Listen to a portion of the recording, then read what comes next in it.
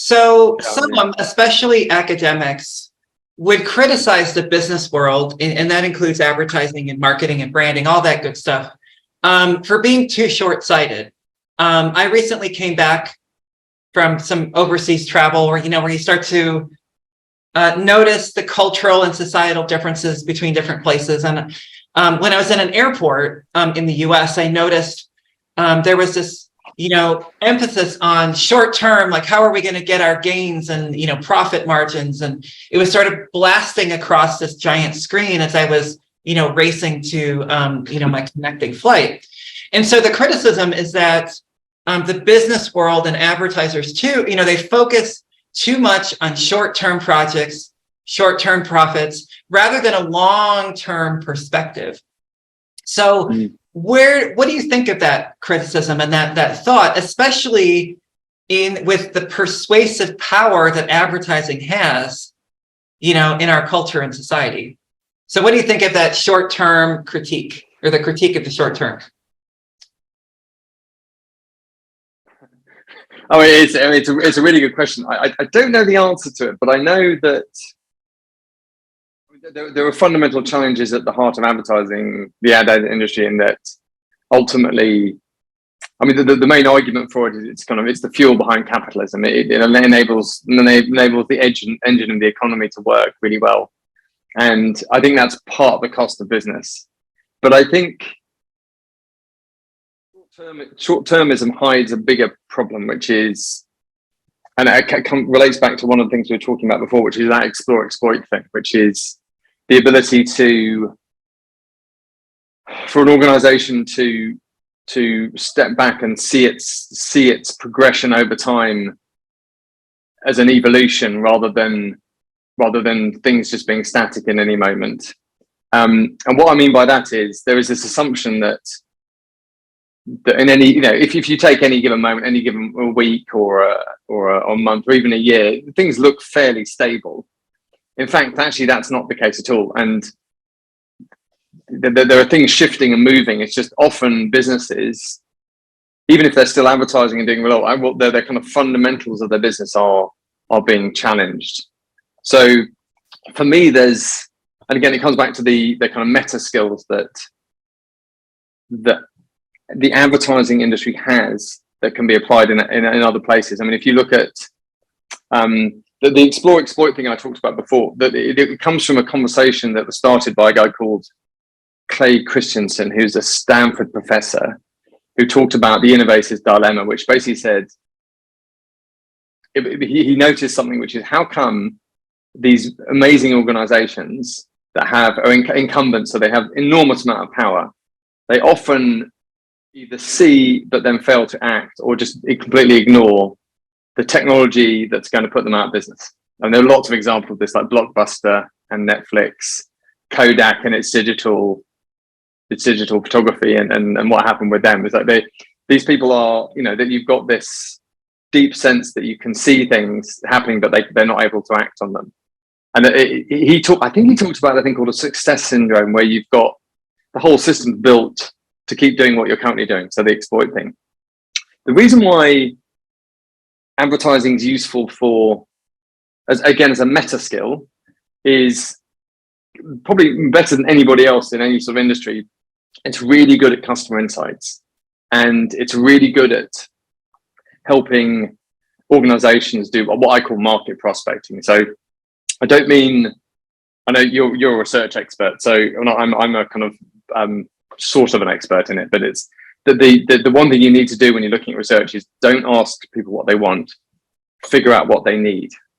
And for me, what that means is another concept that Clay Christensen had, which was looking for jobs to be done. And the reason that's useful is it's not about actually what they're doing. Let's say you've got a deodorant. It's not about the deodorant and that technology. It's about actually what are they trying to do.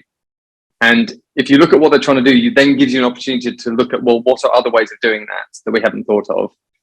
And you can look at the technologies that might be able to deliver on that. And the ad world and the marketing, its adjacent world, which is marketing, are really good at understanding consumers and what they're trying to do and why they're doing it. But also there's a kind of linked thing, which is the ability to do lateral thoughts and lateral jumps. I call it kind of capability mining. So if you've got a big organization and you have these jobs to be done, what are different ways of configuring those capabilities in a way that might find a way in to those jobs to be done that perhaps they haven't thought of. So I would describe it as like challenging your business before somebody else does it for you.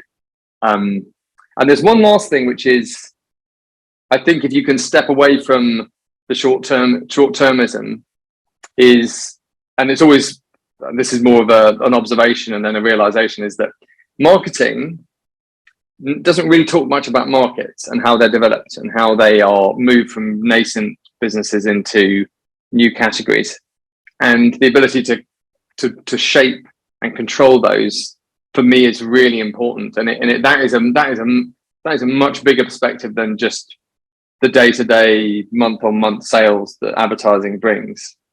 It's reconfiguring whole categories in the image of the new company and creating this thing they call dominant design. But I think marketing and advertising in particular has a really important part to play in that you often don't see, because there tends to be a focus on just meeting short-term business objectives. Yeah, I think that's how I'm actually. I'm just thinking there's another question, which is, I realize this is probably a little bit more provocative, and I only started having these conversations when I've been outside the industry, which is, does the world need another one of these? and I know I'm not an anti-growth person, but when you ask that, I mean, I don't think I've ever heard anybody ask that question. And how do we make things differently and make things better? How do we make things? Should we be making this at all if we can't make things better? And I think that's partly the short-termism, which is just you have a business that you need to feed, and it completely makes sense to me. But when you take a step back and you look at what we're all going through as a society on lots of levels, those sort of questions are probably the questions that we probably should be asking. And if we are in the business of consumer insight and understanding them, those are questions that consumers probably need to be understanding too and asking themselves. I realize that's quite a provocative question, but for me, it's one that we really should be asking ourselves. I would love to hear responses to that question in some product development spaces. Yeah, I mean, for me, what's interesting is, again, this comes from the academic innovation side of things, which is, I think if you ask that question and you try and answer it, you're probably going to end up in a different place, probably a more interesting, distinctive place, than if you don't ask that question at all. I wish I'd come up with this line, but I didn't, and I'm trying to remember who said it, which was, don't try and be the best, be the only.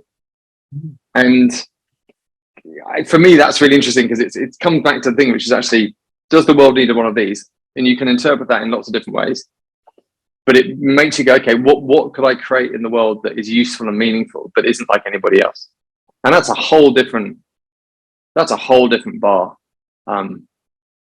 That's a whole different kind of playing field. It's a whole different challenge.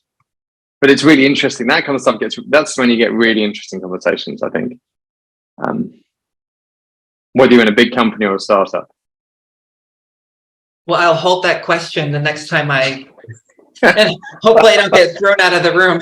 Well, no, it's a difficult question to ask. Huh? Yeah. It's an easy question to ask if you're working for the UN. Because you go, yeah, absolutely, it needs another one of these, definitely. But if you're launching a new product, is you just doing this to make money? That's fine. But as long as you're happy with that just being the motivation.